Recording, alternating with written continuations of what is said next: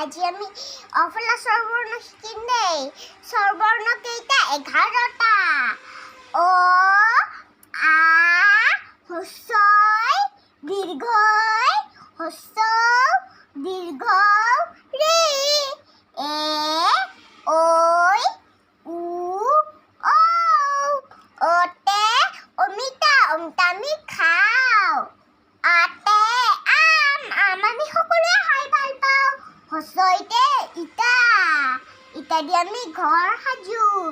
দীৰ্ঘইতে eagle, উতে উট, দীৰ্ঘ উতে উন। ঋতে ঋষি, ঋষিয়ে কি কৰে? তপ কৰে। এতে এন্দুৰ, ঐতে ঐৰাবত, উতে উল, ঔতে ঔষধ। বেমাৰ হ'লে